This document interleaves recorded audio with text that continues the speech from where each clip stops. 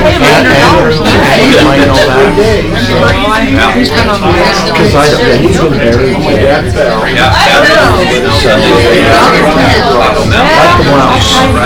the mouse. You got a reaction.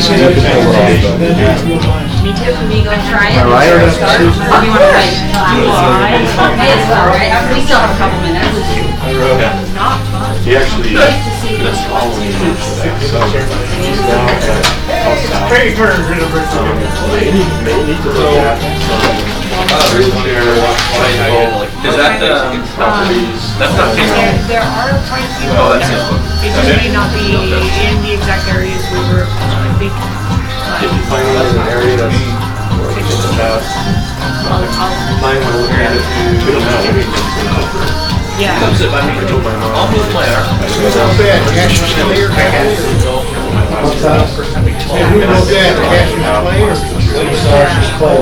Everything is boiled water. Yes. They were already getting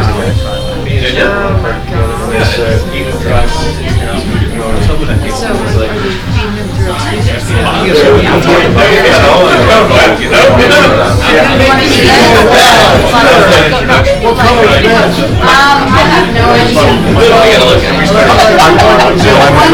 I'm green with yes, that does happen. So caramel is the best. I was telling you to say, don't do it. No, isn't it interesting though? Blue is milk. Yellow is caramel. I think it's too far. The candy layer. Too far out. Was that you that did that? So my uncle was on. It's good, man. I'm heading down to St. George. You heading down? All right. You're missing out.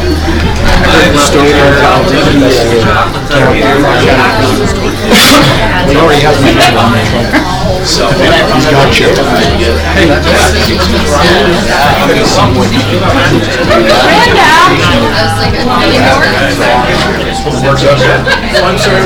sure it will. There he is. Oh, I got it. Russ called me back. He's like, yeah, we can go to lunch when he gets back from. All right, let's do it. I just want to hear him talk about it. Good, how are you?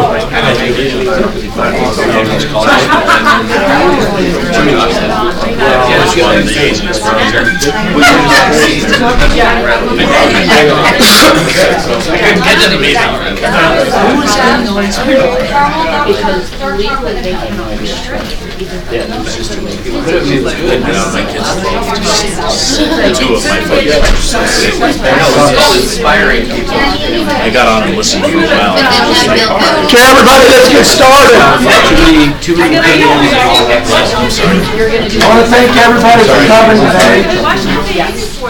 I'm super excited for today. Today is one of these opportunities to actually improve our skill and ability to understand human nature and people. This is an opportunity for me that I've been waiting since I've heard about Dell. A little bit about Dell. Dell is an investigator. Dell Reeves has a unique perspective on communication. Dell is a certified forensic interviewer. This is an elite certification interrogator. Dell has developed powerful methods for connection and conversation which affects both during interrogation and in other conversations. Dell is an author of the book, Inspire People to Greatness. He was a police officer at the age of 18. I'm really super excited because one of the best things you can do to improve who you are and how you show up into life is to understand how humans are responding to you. For myself, about 2 years ago, I started asking myself, how am I showing up in people's lives to make them respond the way they respond? So I'm always a proponent to those who are willing to come and speak with us and share with us their techniques and strategies in developing us to a much better place. So that being said, Dale, come on, let's give me a hand. Thank you. I know this is for $25. Do you want lights on or not? Probably on so I can see people. right. Thank you, or at least half of them on. Hello. Hey. Let's have some fun, okay? Everybody to raise your right hand and hold it there. Make sure you hold it there until I tell you to put it down. Okay, there are professional psychologists that say if you held your hand up halfway, you're lying. So take a look around the room and see who the liars are.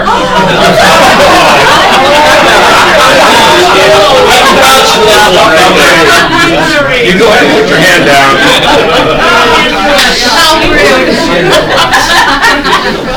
That is rude, I'm sorry. Fortunately, there's no truth to that at all. I gave you no reason to lie to me, okay? That's how you honestly raise your hand when asked to raise your hand. Let's have a little more fun. I want you to think of someone you love, family member, someone that you hold dear. And when I say go, I want you to say, I love that person's name out loud. So get somebody's name. Ready? Go. I love you. Okay, so a lot of heads go like this. Now I want you to shake your head no and say the same thing. Ready? Go. I love you. Does that seem uncomfortable? Yeah.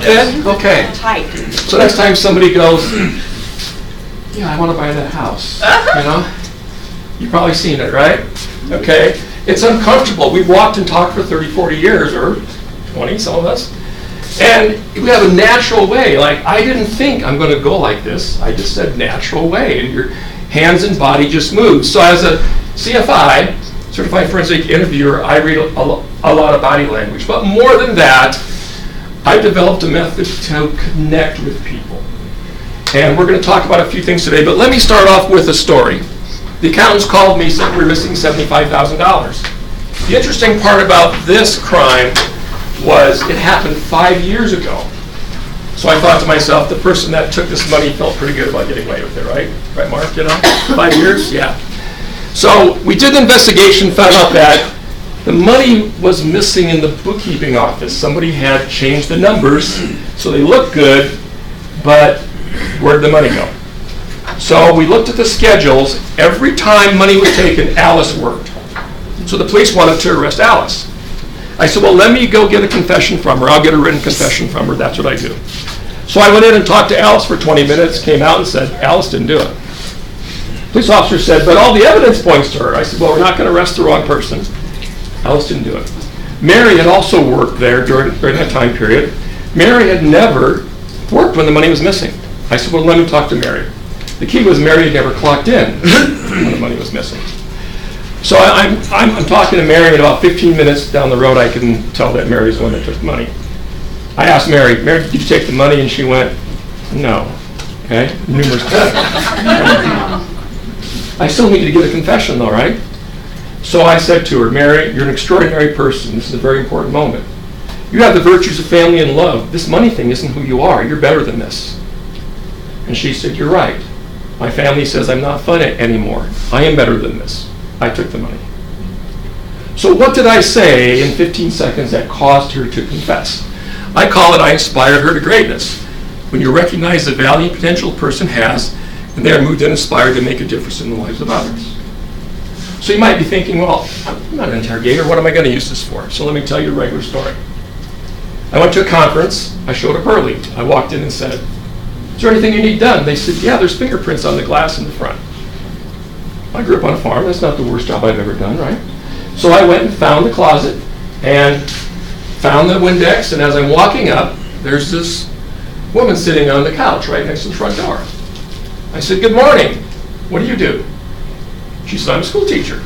I said, what do you teach? She said, 3rd grade. I go, what do you like best about that? She goes, I don't know. I never thought about it.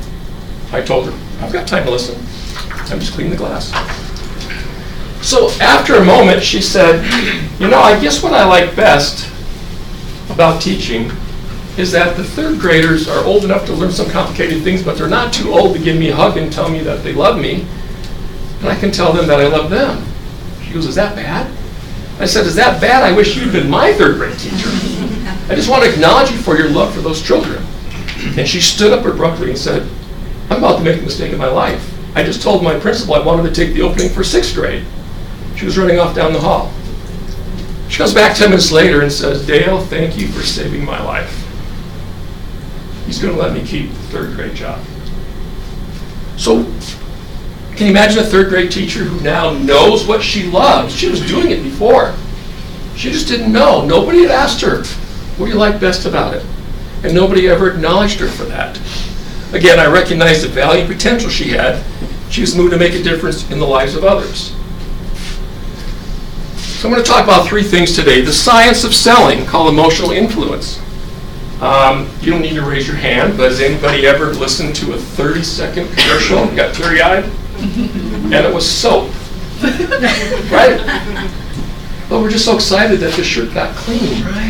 I mean, what happened in that 30 seconds? Okay? That's what we're going to talk about today. Emotional influence. Then we'll talk about errors in communication, some of the errors that I make. Maybe you make the same ones. And then how to inspire people. And that's what the book is about. It's about the 3 do nots and the 5-step process for connection. You may be surprised to find out what the 3 do nots are. Okay. Is this still working here? There we go. Okay, the science of selling. It's actually biology, not psychology. Like, well, what do you mean by that? I thought all communication was like psychology or reverse psychology. So this works off of endorphins, reducing stress, instead of adrenaline, which increases stress. Some of the things that we say actually increases stress. We just don't realize it.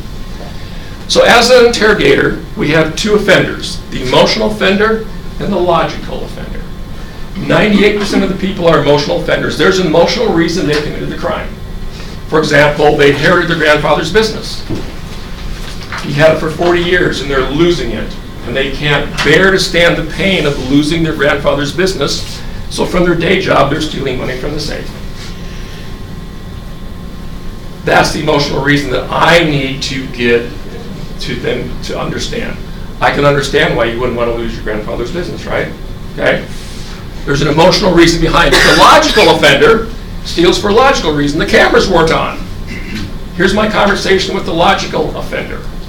I hope you walk out the door right now because I get to win, because I get to have more fun. And they go, why do you get to have more fun? They want to know the logical reason. Because I get to send the cops to your house, and that's more fun for me. So they will write their confession, hand it to me, and say, you lost. I go, you're right, I lost. That's called logic, okay? We make emotional decisions all the time. Unless you bought a lime green car, you made an emotional decision when you bought the car. I bought a silver car. I look good in silver. That's why I bought the silver car.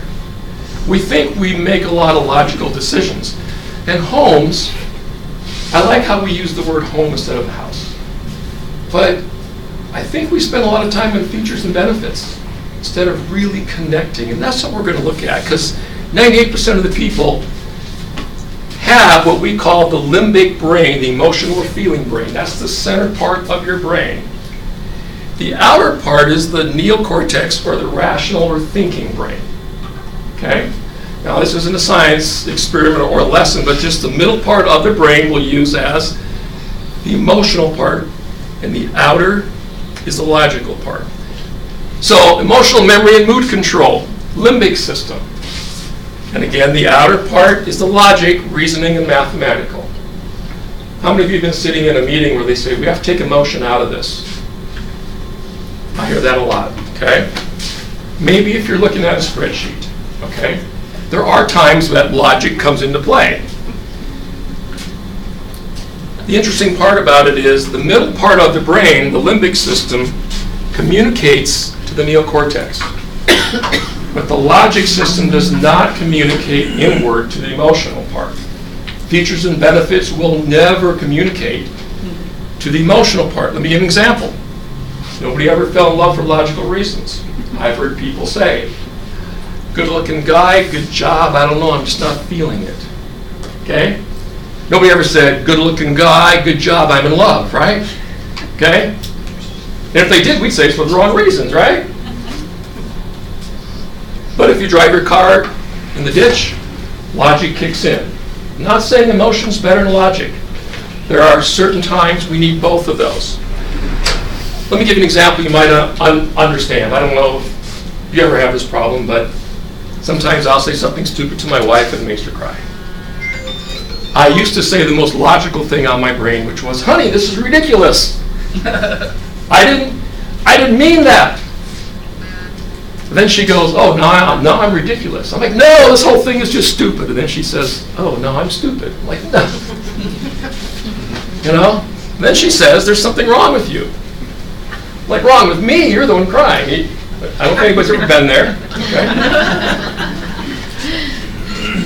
The reason that doesn't work is because her limbic brain is having an emotion at the time, and I'm speaking logic. It cannot speak to the center part of the brain. It's impossible. So this is what I say now. I still say stupid stuff, and she cries. I say, honey, thank you for loving our relationship so much that you're willing to cry over it. I adore you. What is it that I said? And she says, I don't know. She goes, I guess I'm just afraid that we're drifting apart. We haven't spent much time together. I go, that's why I love you. You're the glue that holds us together. It's over in 15 seconds. Before 15 hours, I didn't know it was over. So, I had one guy after I spoke said, you say my marriage, hands down. Say my marriage. Okay? So again, the science of this is biology. Logic communicates to the neocortex. Emotion communicates to the limbic. It doesn't communicate outward in. It communicates inward out. Okay.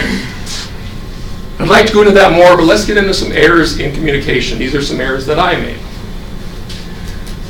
Number one, here's a conversation. There's 4 people there. You want to connect with those 4 people. What's your method? What do you say? When you walk up, what's the first thing you say, second thing you say, third thing you say? See, most of us don't have a method. They don't teach this. When I look it up on the internet, they say something interesting about yourself. I don't know. I don't see many people connect because, oh, this guy has said something interesting about himself. This guy talked about himself. You probably talk to the girls in the room. Are you impressed when a guy talks about himself all the time? Yeah. But that's the method that they teach, okay? So most of us are on the trial and error. On the trial and error method. How many of you know someone else in your life, or you know someone else that's left a path of destruction behind their communication? Okay? I want you to think about a bridge. So I wrote a book on connecting. And I want you to think about bridges when you connect. Here's how a relationship starts. You want to cross that bridge? Nope. Could be an alligator in that water, right? I don't know. But you need to build a bridge like this, and you can do that in a few seconds where people feel safe. I do it every day. I do it with team members. I did it when I did sales, and I do it to get a confession. Do we encourage deception? Yes, we do. Brand new employee comes to work. It's the first thing we say, hi, how are you? And what do they say? Fine. They're not fine. They're looking for the bathroom. Because first day, what do? You get up early, you show up work early, you wait. Okay? So I go up to them and say, let me give you a tour. Here's the bathroom. They go, oh, thank you. Because they have to use the bathroom. After 30 days of saying, hi, how are you? Fine. And they're lying to you. You're going to say, how's that project going? And they're going to say, fine. One of my first interrogations. Guy walks in. I go, hi, I'm Gail with Loss Prevention. Jeff with Loss Prevention. Lori with Human Resources. How are you? And he's shaking and he goes, fine. I'm like, I just made him lie to me. So I don't say, how are you anymore. In fact, 85% of people in the U.S. have low self-esteem. They're not fine. But they will say they're fine. The lady that was sitting on the couch, good morning, what do you do? A greeting of good morning instead of hi, how are you? Now, if you know somebody's struggling, somebody's dad just died or whatever, you can say, are you doing okay? How's your dad? Or, you know, how's your son? That's different than just a greeting of hi, how are you? Empty communication. Again, suicides are up. People are not okay. People need connection. And again, I think we've taken logic out of things so much, and millennials are so hungry for a connection. So hungry for it. Did I hear you correct? You say we've taken logic out? Yes.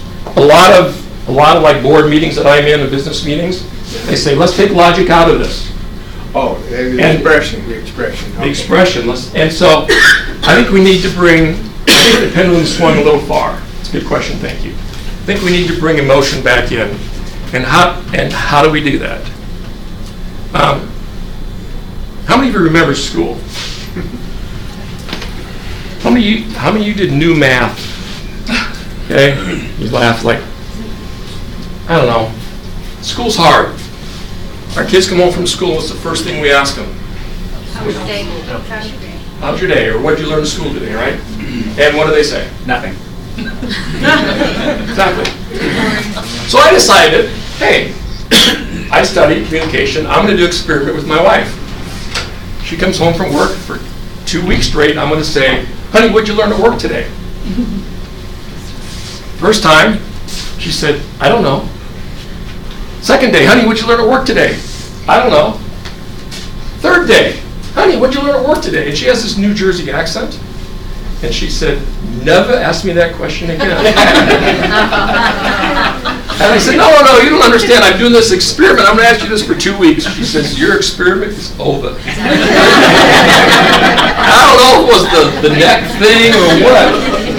But I said, tell me, how'd that make you feel? She said, I just spent 9 hours at work. I just got home to my safe place. Why do I want to talk about work right away? So what I ask my kids and grandkids is, what exciting thing you want to do with Grandpa today? What exciting thing you want to do with Dad? And we go out and play catch. And then they start talking about school. I love cooking. What exciting thing you want to make for dinner tonight? And then we'll make that instead of what you learned in school today. Okay. And I said I wanted to use my own thing here, and it's not working very well. So I apologize for that.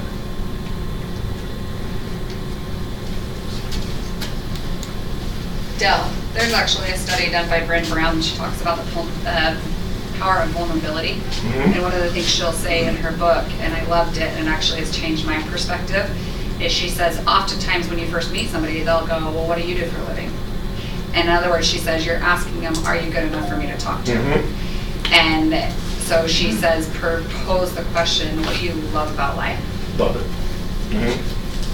Because then you easily can relate to somebody because they'll bring up everything that they love. I like that. And you have something of commonality.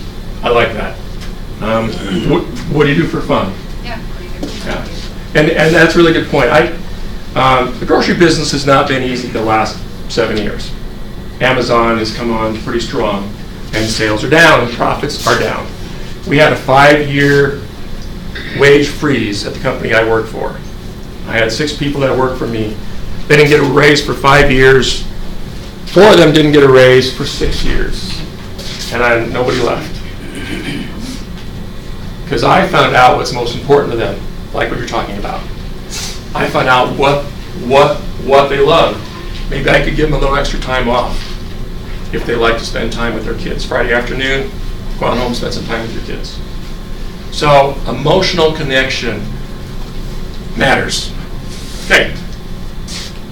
Our brain doesn't know the difference between reality and make-believe. You can be sitting in your living room, watching TV, door locked, favorite beverage in your hand, climate control air on, and something on the TV screen scares you and makes you jump, and your body just dumped adrenaline in your bloodstream so you can fight or flight.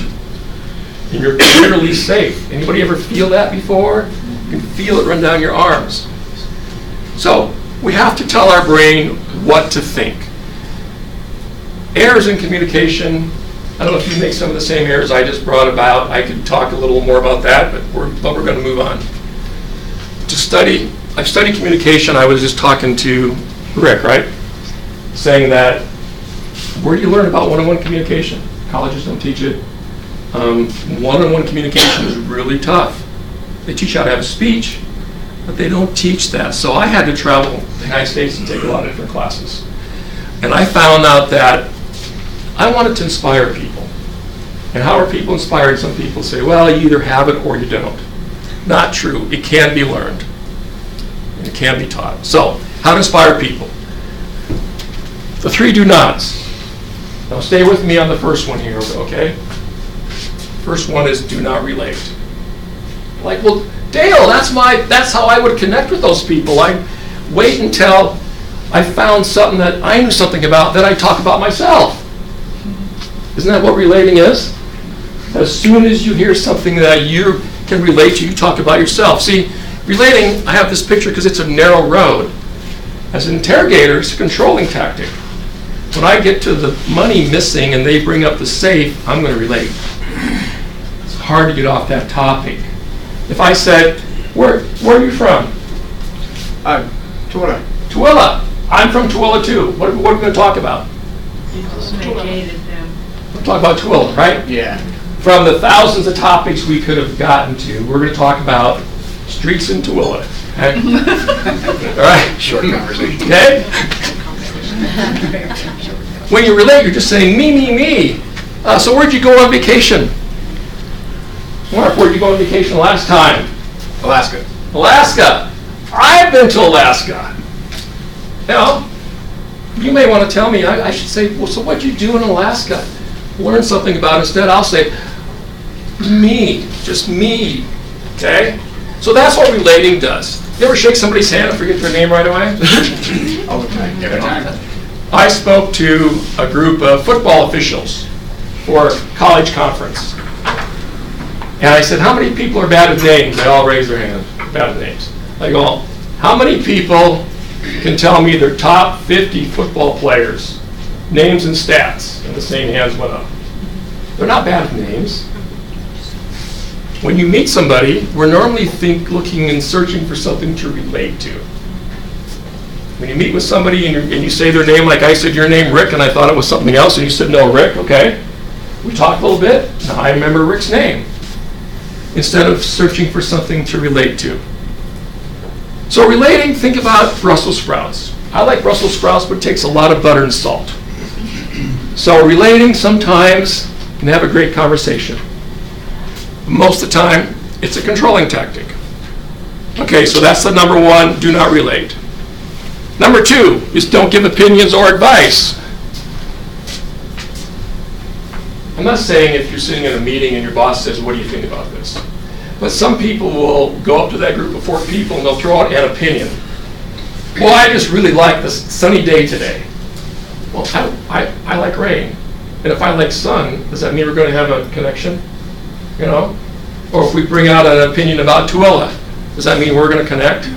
Not necessarily, right? So let me give you an example how this works. Anybody ever have a misunderstanding? All the time, right?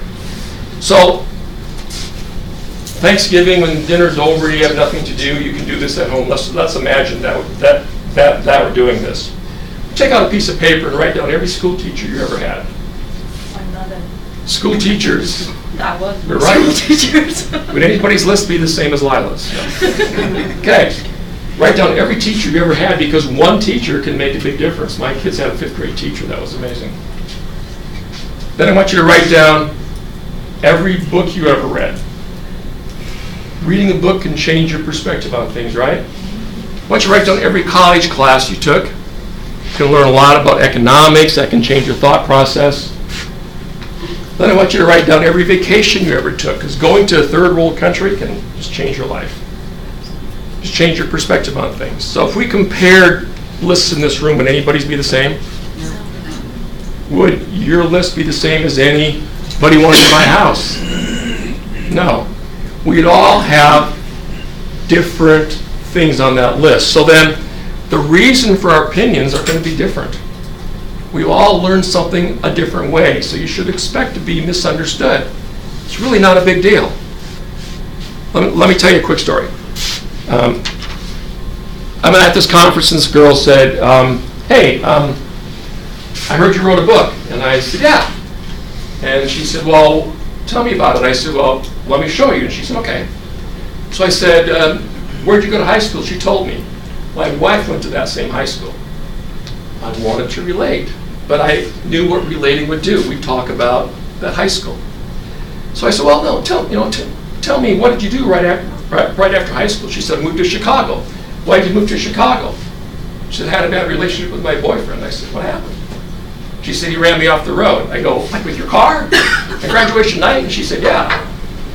Well, how'd you get to Chicago? I called my dad, he came and got me. I said, were you and your dad close? She said, no, not really. But he came and got you. Yeah, okay. What'd you do in Chicago? I worked for a while, I went to school. Did you get a degree? Yeah. In what? Design. What'd you do with that? Well, I had big jobs in Dallas and big jobs in New York. I said, well, what brought you to Salt Lake? She said, I got my dream job in charge of design for a catalog. How's that going?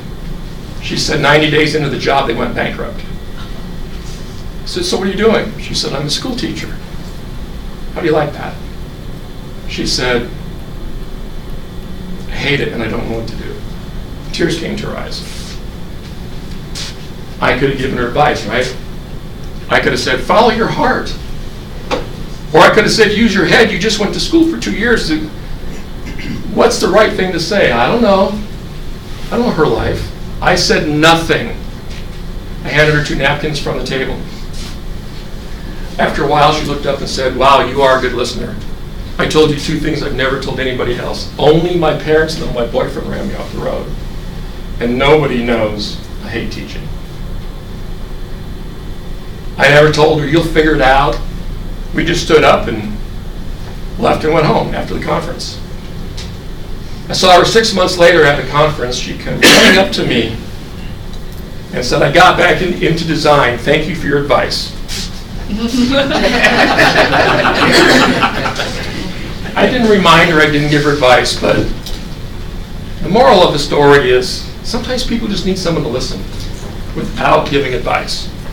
With my kids, I say permission to give advice because when they're 14, they're out. I mean, when I was 14, I was gone. I mean, I was still there, but I wasn't there, you know? And so I'll say permission to give advice, and most of the time they say no. And then they'll come back later and say, what was that you wanted to tell me, Dad? They're ready to listen then. Okay, number 2, don't give opinions or advice. Now, in my book, if you're at a meeting and you're at a city council meeting and you want to give your opinion, there's a way to do it. The first one is to recognize the virtues of the other person that just spoke. You may not agree with them, but you can find a virtue in what they just said, and then they're more willing to listen. You can see the political climate right now, okay? Is anybody listening to each other? Okay, how many of you would steal a car? Raise your hand.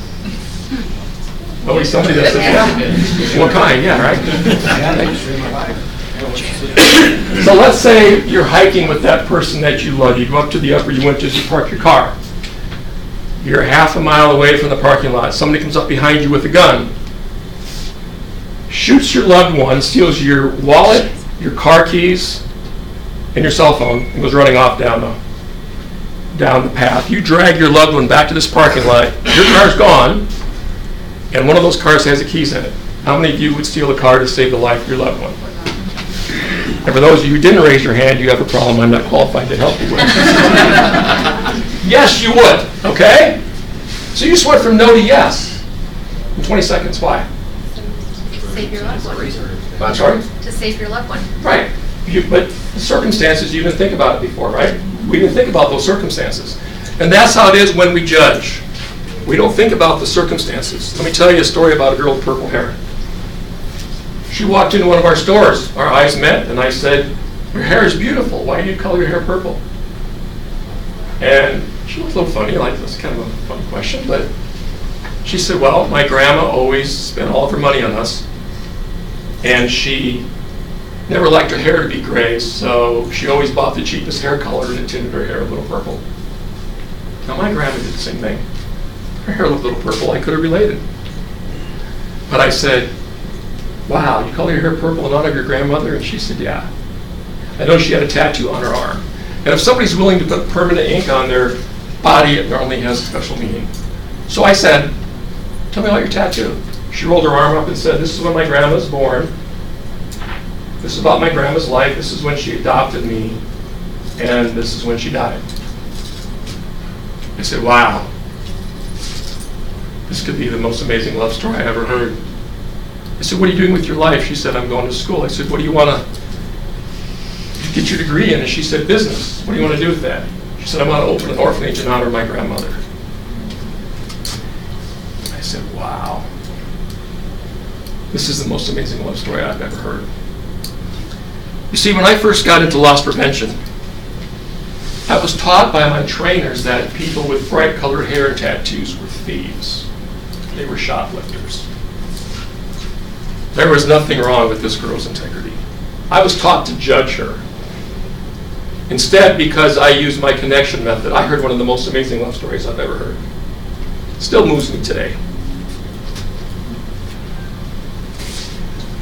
We have an employee that has a tattoo on her neck.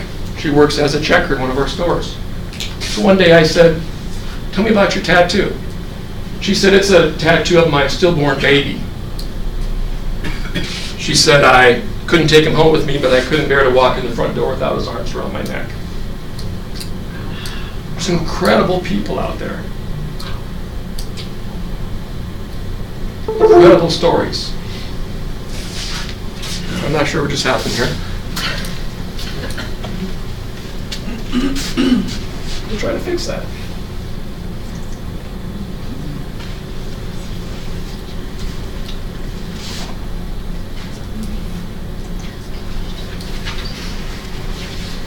Okay, the 3 do nots. Do not relate, do not give opinions or advice, and do not judge. I could have easily judged the person with the tattoo on her neck. In fact, up until 2 years ago, we didn't hire people with tattoos that you could see. The company had a judgment against that. That's okay. But we've hired some pretty amazing people recently. Okay, so how to connect. 5 easy steps. Let's say this is you or I. We have to give a presentation at noon. It's 10 o'clock. We don't want to be hungry, so we run out to get something to eat. We get a restaurant table. We have a table for 2. We sit by ourselves, and somebody comes up and says, "Is it okay if I sit here?" And you really don't want to be bothered. So you're on the phone, and you give this kind of message like, "Yeah, it's okay, but don't bother me," that body language thing. And then you look up, and it is Sandra. Gotta go. Close the laptop. "Sandra, what are you doing here?" "Well, I'm shooting a movie just around the corner, and the caterer's late, and if I'm hungry, I can't remember my lines. You sure it's okay if I sit here?" "Yes, the whole office will understand. I have lunch with Sandra." Or maybe it's George. "These people are extraordinary. Sandra was in outer space. Did you guys see that?" Right, George? What if it's this guy? Would we feel the same way about this guy? Maybe this guy left his lunch on his kitchen counter. He's working 2 jobs outside on the street to give his family a better life than he has. Maybe he's really more extraordinary. Would we feel different about it? Yeah. Okay? So my rule number 1 is I create everybody as extraordinary without evidence. Now, I didn't say think of them as extraordinary. When you think of someone as extraordinary, you're an observer. When you create something as extraordinary, you take ownership of it. Are you saying create or create? Create. Create them as extraordinary. Create them as extraordinary. Okay? Okay. You say, "But Dale, we need some evidence." Okay, let's look at babies. I think babies are extraordinary. Everybody agree with me? Okay, let's look at evidence. They cry, keep you up all night. They poop their pants, and they throw up on you. Okay, right? See, you know how to do this. The right circumstance, right place, you know how to do this, right? We're just going to unlock your skills. Let's say you have 10 minutes with your favorite sports star, or your favorite person from history, or your favorite movie star. What questions would you ask them? Would you say, "I was in the junior high play"?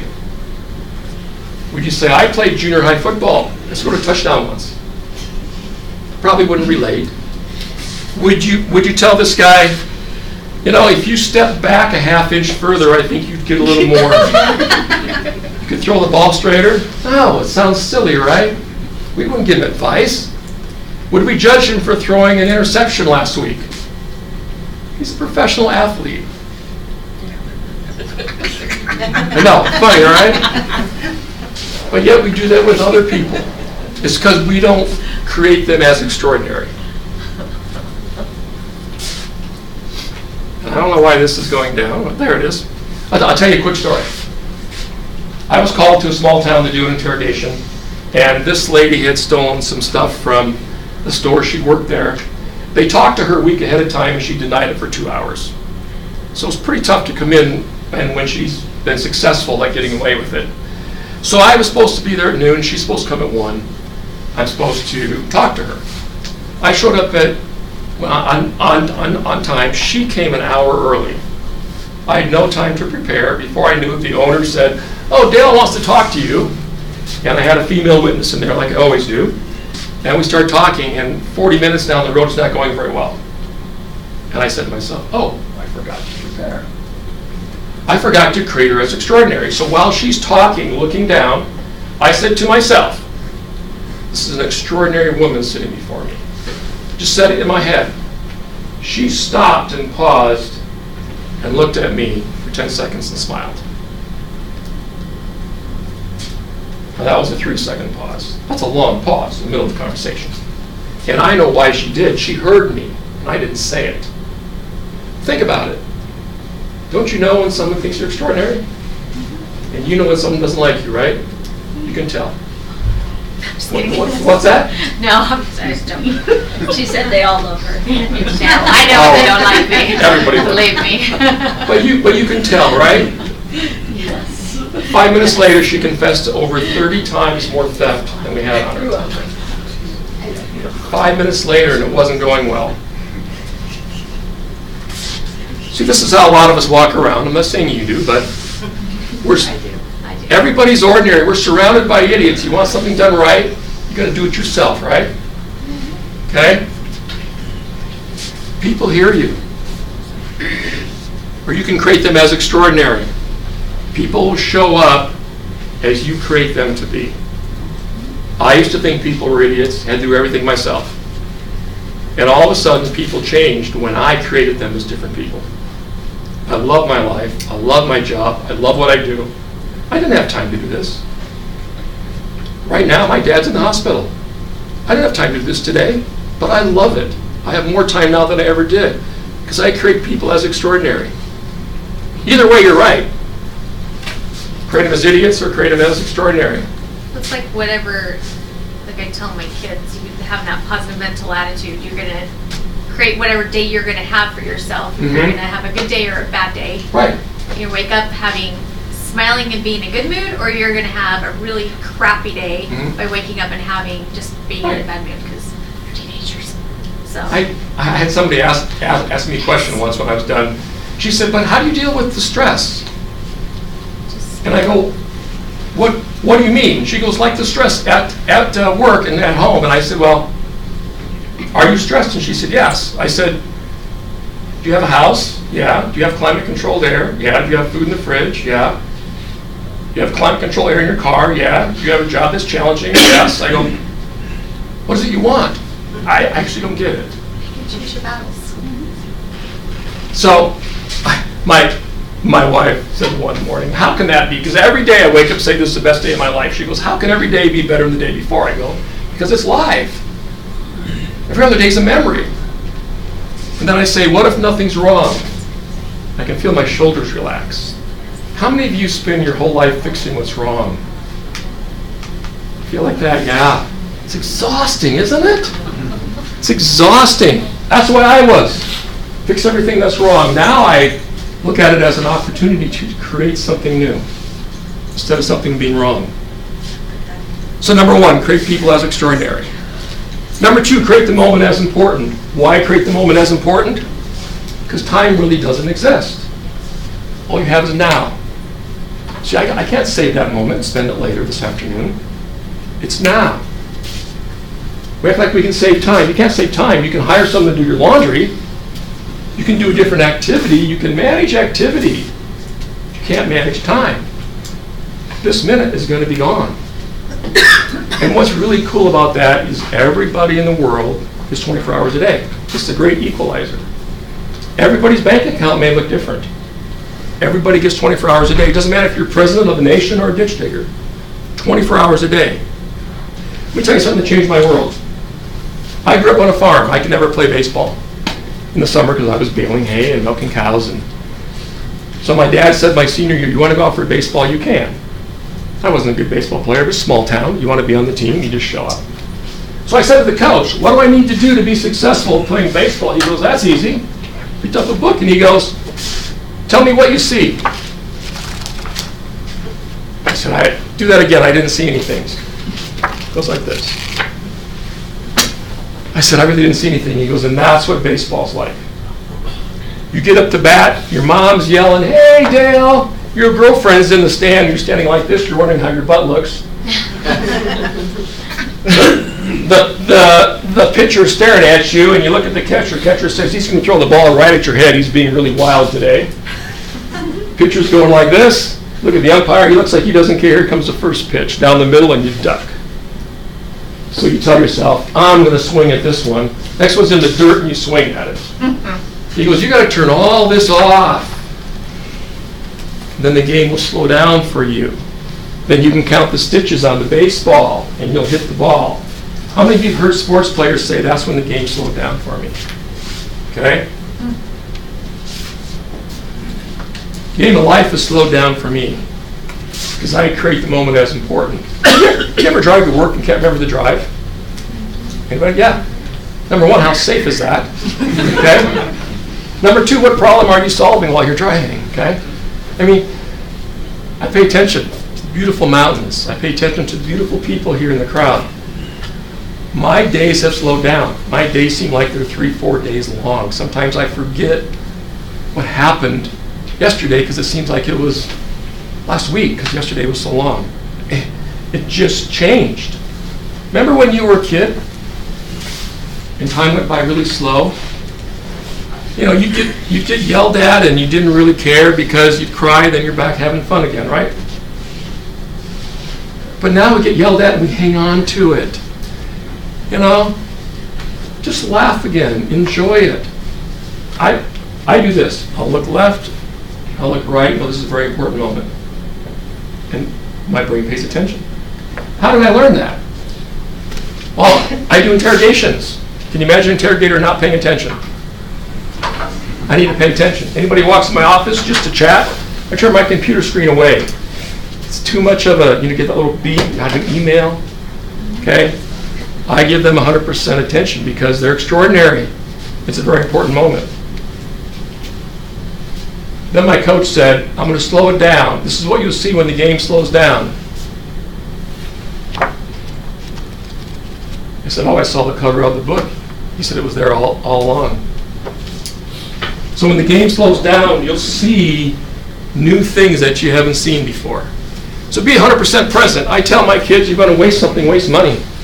You can get more money, right? But you can't get more time. Don't waste time. I took my daughter and my wife to Hawaii on vacation. We leave on Sunday morning. It's Saturday morning. My daughter wakes up crying, and I'm like, what's wrong, honey? She said, today's our last day. I go, we still have 24 hours in paradise. But aren't we like that? Last day of vacation?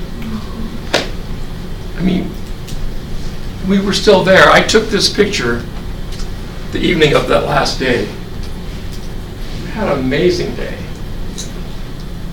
So be present. Instead of thinking, oh, it's the last day, you're still in paradise. Create the moment as important, number 2. Okay, number 3, search for virtues and values. When you're listening to people, what are you listening for? Are we listening for what's wrong? We all know those people, right? Let's hope that's not us. Search for virtues and values. Let me give you an example. So what's most important? You may say somebody, so what's most important to you about the kitchen? Do you want a small kitchen or do you want a large kitchen? I want a large kitchen. Why would you want a large kitchen? Is that so you can kind of connect with your family in the kitchen? Yeah. Well, you must really love your family. So you want to connect. There's 2 virtues right there, love and connect. So you want to connect with your family. So how old are your kids? 13 and 15. Well, you only got a few years left. I'll get on this right away. You just found 2 virtues right there. And you made them think, oh wow. It's like Mary didn't want to confess. First story I told you. Mary, your family and love. How do I know that? I asked her questions. What do you like to do? What do you do? She volunteers at her church. She loves her family, does stuff with her family. And she confessed. $75,000. And that stayed with her. She paid us back. Took 2 years. Paid all the money back. So when people are inspired, it's lasting for them when it's in their story. And that's how you can inspire people in sales. I used to sell food to restaurants. Sales were down, they said. I said, well, why did you get into this business? Because I wanted to have a second one and third one. What kind of items would be on the menu for a successful restaurant owner? And we started talking like they were successful, and all of a sudden sales came up. And I sold a lot of stuff. So you have to look beyond what's right there in front of you to find virtues and values. So it's a different way of looking at someone, searching for virtues and values. I'll tell you a story about a guy who was a fireman. He worked for us as a night stalker. I keep telling people we have to change that title. He stalks groceries at night. We call it a night stalker. Okay? He was a fireman, which means he worked 48 hours on and was off for 4 days. And those 4 days, he would work for us stocking groceries. So what he did was he would work really hard and take a 2-hour break. Well, you don't get a 2-hour break, right? No matter how hard you work. So I went in and talked about that. As I'm talking to him, I noticed some deceptive language. So I said to him, you're a fireman. You have integrity. He goes, well, there's some things I've done that's wrong. I don't want to talk about what's right or wrong. I don't talk about you restoring your integrity. He confessed to $9,000 in theft. We had no idea we were missing anything. He called me 3 days later and he said, this is going to sound strange, but thank you for catching me. You saw something in me that I didn't know I had. I'll have that money for you as I promised. I met him at a restaurant about 3 weeks later, handed me a check made out to the company. He said, I've already been promoted at the fire station. I've been trying for years to get promoted. So when you find virtues in people and values, you can change their life. Probably one of the best stories I have about this is James. James stole a cart of groceries from us. James works for us.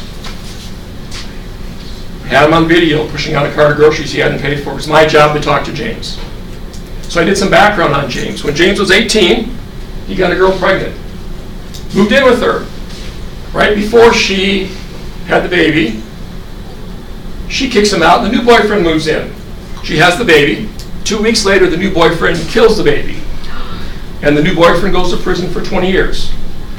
The day the new boyfriend gets out of jail, James takes a sledgehammer to his legs and smashes them so bad they have to amputate both of them. James goes to prison for a 10-year sentence, gets out in 5 years. He's on probation. When you go to prison, you have bills to pay, you can't pay them. So what happens? You get a judgment. So his wages are being garnished. He doesn't have enough money to eat, and he's stealing groceries for his family. So we've come full circle now. I get to go in and talk to James. You think I want to talk to James? No. James is a big man, strong man. Last guy that crossed him didn't turn out so well, right? If he confesses to me, he goes back to prison for 5 years. So I go through my steps. Number one, I can't relate to James. I can't give him opinions and I can't judge him. If I judge him, he's a violent criminal, right? I search for virtues and values, create them as extraordinary, create the moment as important. I go in, I sit down, he's sitting there like this. He's not going to tell me. He knows that if I had something on him that's solid, I would call the police. He knows I have nothing. I walk in, sit down, I said, James, you have the virtue of justice, so much so, if it hasn't been done right, you'll take it in your own hands. As a father, I admire that. You're a stand-up guy, so I know you're going to be honest with me. Why am I, loss prevention, sitting here with you? He unfolded his arms and folded his legs and said, because I stole $5,000 from you. I said, I knew you'd be honest with me. He said, thanks for seeing the real me. Talk about the virtue of justice, taking it in your own hands. Would have I done that if somebody would have killed my little baby? I hope not. I would have thought about it, right? So what I did in that moment, I saw James as extraordinary, created the moment as important, recognized the virtue in him, and then I did something else. I gave him a virtue he didn't have, honesty. And he grabbed that and made it his own. And he was honest with me. So that you know the rest of the story. We didn't call the cops on James. James paid us back. We handled it in a civil manner. But James is willing to go back to prison. There are some things he did with taking the groceries where they were letting him, he wrote a cookbook while he was in prison, and they said, you want to try a few of those recipes? You can't try the recipes out in prison, right? You want to try some of those out? Go ahead and try them out. Well, instead of just taking home 2 items, he was taking home cartfuls. So we're able to find some inconsistencies in that. So I didn't send James back to prison. He was an amazing employee after that. Paid us back. He was just an incredible guy. Changed his life. Again, I recognized the value potential he had. He was moved, inspired to live up to the virtues I recognized in him. You can give people virtues they don't have, and they will become that. I do it all the time. I'll tell you a really quick story, but the proper mindset, establish a set of virtues. What's your relationship like with somebody? What do you want it to be? Create that with the virtues you want it to have. Search for virtues and values. Number 4, it's pretty easy. Listen and lead the conversation. I don't know if you can see that picture, but I used to do some ballroom dancing, and my daughter's a national champion ballroom dancer. It's the guy's job to lead. He wears black. You can hardly see him in the picture. The girl wears a pretty dress. The guy leads so the girl can look pretty in the picture. So when you're having a conversation with people, you're the lead, but you want them to look good. When we relate, what do? Make us look good, right? When we give an opinion, what do? Making us look good. When we judge, it's about my thoughts. Yes, sir? Could you show us the previous screen again? I didn't get it. Yes. Listen and lead. Listen and lead. Okay, thank you. Tell you a story. I walked up to one of our meat cases in the store, and it looked phenomenal. But the person behind there was working with his head down. I stood there for 2 minutes. He didn't notice me. I could have said, hey, you're supposed to notice when a customer comes up. I work at the corporate office. Instead, I said, this meat case looks phenomenal. What is it about you that made this meat case look so good? And he said, oh, I'm sorry, sir, I didn't see you there. I said, this meat case looks phenomenal. What is it about you that made this meat case look so good? And he looked down, and I know there's an emotion there, so I said, what's on your mind? And he said, my father died a year ago today, and I asked for the day off, but they wouldn't give me the day off. I wanted to go sit at his grave all day. So I decided to devote my work today to my father. I'm like, wow, it really shows. And he starts crying and laughing at the same time. Can you imagine what would have happened to him if I would have said, if I would have looked for what's wrong? And I had every right to do that. I'm in corporate leadership. Instead, I looked for what was right. I listened and lead so he could look good. 4 months later, I'm looking at sales. And sales in this meat department are up, but the store is flat. I told you the grocery business right now is rough, right? I went to the meat department manager and I said, how come your sales are up and the store sales are flat? And he said, I don't know. I said, if there's one guy that stepped his game up, who is that? He said, this guy. I said, would you please tell him for me? He said, I'll tell him right now. Do I have just a few minutes left? Yep, you got time. How much time do I have left? As much time as you need. Okay. Keep going. Thank you. And I do this all the time when 2 people can't get along. I go to the store and I say, which guy's the worst guy? And they tell me. I go up to them and I say, how long have you worked here? What was your favorite job? What do you like best about that? And then I'll say, you have the virtue of workability. What do you think about this situation with you and Joe?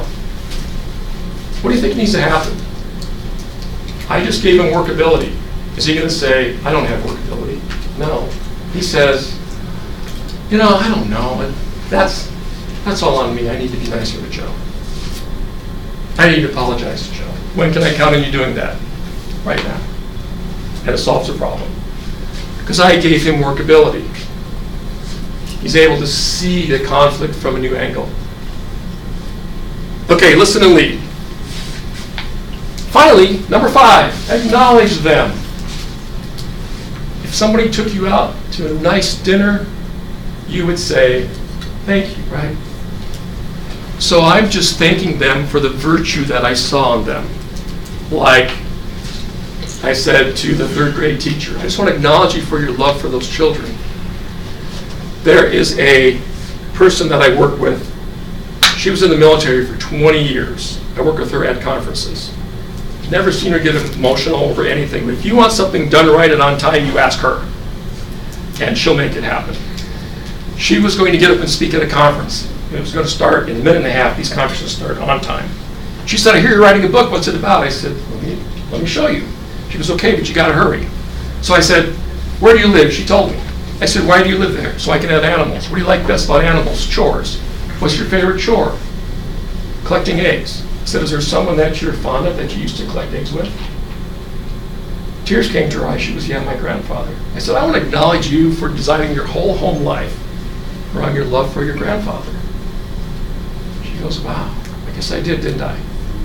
And she said, go away. Go away. So she had to wipe her tears and get up there. We connected just that fast. It's that easy. I acknowledged her for her love for her grandfather, designing her whole life. She didn't realize she did that. It's that easy. Acknowledge them. So we talked about the science of emotional influence. Remember, logic will not communicate. Just think about me talking to my wife. Okay? It's never going to work, right? Unless I connect with her emotionally. Errors in communication. Maybe you make some of those same, and then how to inspire people, the 3 do nots, and the 5-step process for connection. Even the thieves tell me what they want to do is make a difference in the lives of others. This is how I make a difference in the lives of others. And you can do that. You can work hard, and then you can go to the homeless shelter and volunteer, and that's a great thing to do. Or you can do this all day long. Imagine if you could change the lives of 2 people a day. Together we could change the world, right? 2 people a day, we can make a huge difference. Inspiring people to greatness one at a time. I want to end with a final story. Because you may be inspired now for a short time. But once you inspire somebody in their own story, it has a lot longer effect. I walked in one of the stores, and of course, in charge of loss prevention, and the self-checkout lanes, a lot of theft happens there, you can imagine, right? They get to scan their own items. It's a buy one, get one free sometimes. So I saw this woman give an extraordinary customer service at the self-checkout lane. So I said, what is it about you that allows you to give such great customer service? And she said, well, that's about all I can do. I go, what do you mean by that? She said, a year ago I lost all my memories. I said, what was that like? She didn't know what to say. I said, tell me about the first day. She said, I woke up in this room, it was a hospital, and these 2 young people came up to me and called me mom, and I didn't recognize them. I said, what happened then? She didn't know what to say. I said, tell me about the first week. She said, well, I went home, I didn't know where I lived, they drove me into the driveway, I walked in the house, I didn't know where to go to my room, all I wanted to do was just lay down. And then they brought me into work, and I saw all these people here, I didn't recognize any of them. And they were nice to me and called me by name, and said, when you're ready to come back, we'll take you back. She goes, so I've been doing therapy for about 11 months, and I just came back last month. I said, I want to acknowledge you for your bravery. Thank you for coming back. We're better because you're here. That's all I said. And I went back to work, and she went back to work. I came in the store a week later, and the store director was at the front working on some display. And this woman comes running up to me, gives me this huge hug and won't let go. And she points at me and says, "Dale, you're my hero." Then she runs away and goes back to work. Store director goes, "I don't know what you did to her last time you were here, but she's been a completely different person. She says it's because of you." "What did you do?" I said, "Well, tell me about it." She said, "Well, she came in on Saturday and said, this is the first time I've left my home, other than to go to work or therapy. I'm here to shop, and it's because of Dale. She's remembering things better. She has a bounce in her step. What did you do?" I said, "I just talked to her for a few minutes. This is what I did. I didn't relate, give opinions, or advise her judge. I could have said, oh yeah, my father's lost his memory too. I didn't give advice. You know, my father takes fish oil. Have you tried that?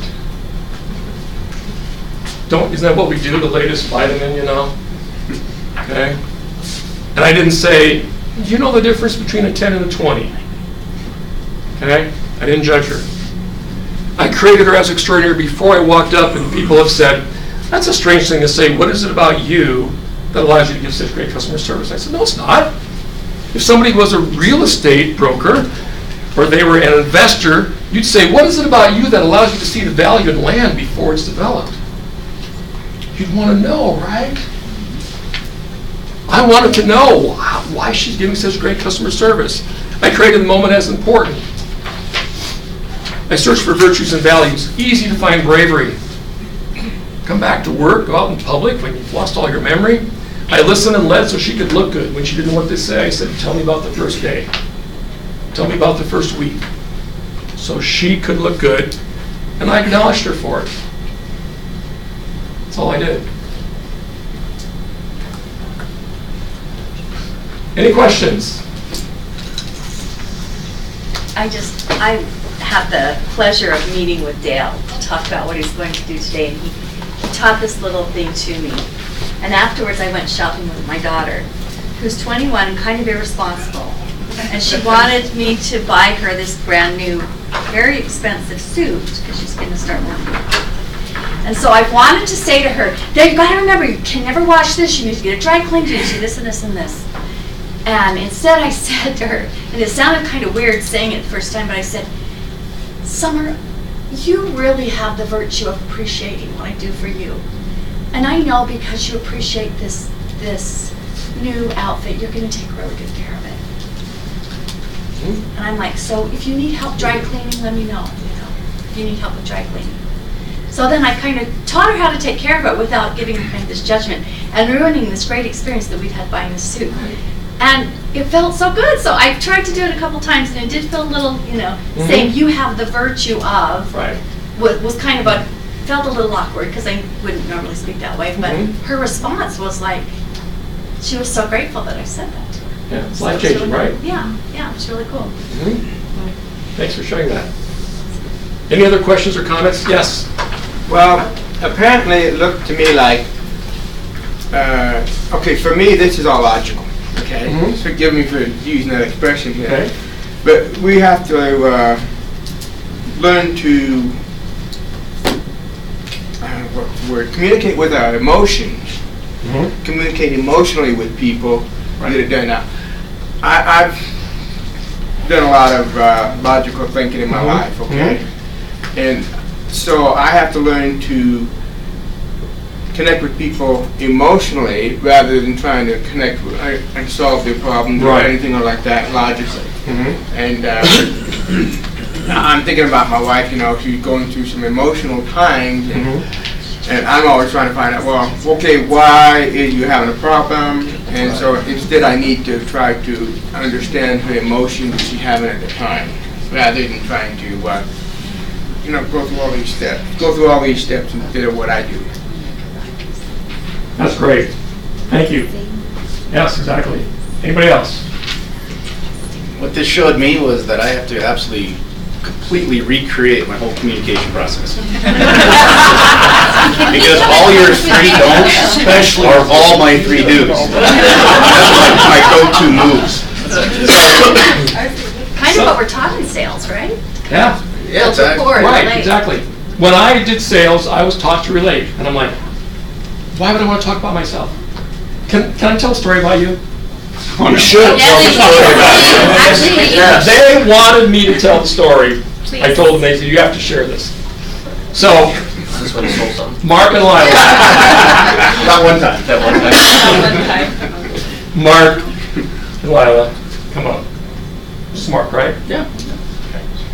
And they knock on the door. I open the door. Mark says, yeah, your wife said you're interested in selling your house. Because he had stopped by and talked to my wife earlier. And I said, my wife said I'm interested in selling the house? Yeah. I said, well, let me hang on a second. Let me have a conversation with her. You remember this? Yeah. Well, let me have a conversation with her because I never told her that. And I started to close the door, and Mark's just like, I said, unless you lied to me. There's this silence. I said, come on in. I'm sorry. I'm just playing with you. That's what I do. People will call me up on the phone and they'll say, "How are you?" And I'll go, "Who wants to know?" You know, I don't even know who they are. It's just how they start the conversation. They'll be dead silent. So, sorry. You were doing your job. My wife, She did say that. She probably did say that. I never told her that. But you wanted to protect her, which is why you're like, okay. Any other questions? Yes. Just quickly, I noticed that this past year I've had to watch my grandchildren one day a week, okay? And I noticed that it's easier for me to be excited and happy and get into what they are than I am with people of my adults. Right. But I think I need to take that same type of emotional interaction into the adult world as well. Exactly. Yeah. There's this thing that I did where you make a movie about yourself, and it's easy. You already know what the movie is, right? You live it every day, and you just write it. And what it allows me to do is to step back and look at myself and go, oh, that's just my character acting a certain way. I don't have to be that. I can be whatever character I want to be. And it's allowed me to see other people like that. Oh, my boss is yelling. It's like, you know, that's just his character. That's really not him. It doesn't bother me. And people afterwards, oh, I don't know if I can take this anymore. I go, take what? God, he doesn't mean it. But it used to upset me. And now I see it differently because he's extraordinary. He's somebody I care about. Well, I mean, just listening to how you know, I've listened to Lila and Mark speak about you, because I'm Mark's better half, and obviously. She's only one. So it's interesting. Maybe like a quarter. But,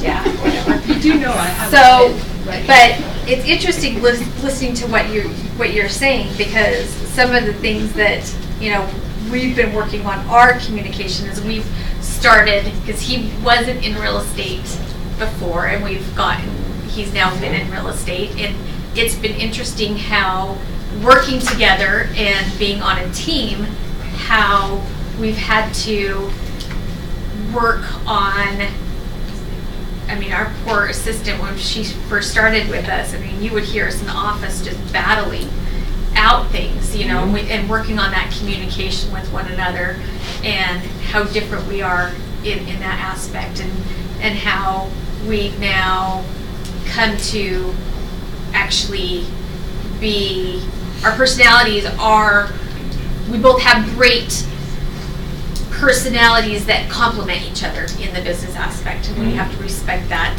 part of one another. But the other thing I wanted to comment on is you were saying something about like Amazon. You brought kind of Amazon up. Our oldest son works for them and is one of their managers there. And one of the things that he's young and he's growing their little corporate ladder. And a lot of things that you teach in here is what Amazon teaches. And to see how he's had to deal with conflicts, you know, and that communication with his employees that work for him now, I just see, I mean, he's young, he's only 19, but he's got people that work for Amazon for 15 years, and now he oversees. That's awesome. And how much it's changed, and how you become, you know, listening and finding the values with people and all of that. I mean, he was telling me a story last night how he had to deal with a conflict with some, what was this, some people that were a Polynesian, some guys that are on his team, and how he used, some of these different techniques that you use, that Amazon uses, and I was just inspired by him. I'm like, we've grown up. Like, it was really cool to see that, other companies, use the same techniques. Yes, it's So awesome. it was really, I think the emotional connection is coming back. absolutely. It is. Oh, yeah, absolutely. And that they get really involved. It's not just an emotional connection with them, that you're just an employee. It's that hurrah that you have that connection with your employees now, and there's a Right. value there. There is. And that's very much what Amazon, has created with their employees now. It's kind of a cool deal. Del, thanks for coming and being with us today. We really appreciate it. Communication's powerful, and the more we can learn about it is awesome. Have you come and share with Thank you. us. He does have a book up here. I would suggest looking into it, buying it. They're $25. Look into his stuff, apply it to your life. But thanks so much for coming and spending your time with us and teaching us what you got. Let's give him a hand.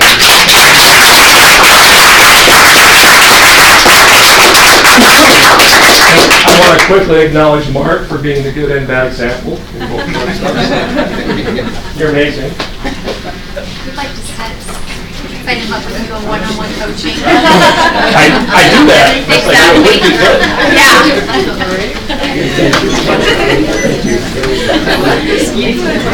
I would love to. I'm up for it. I mean now, so.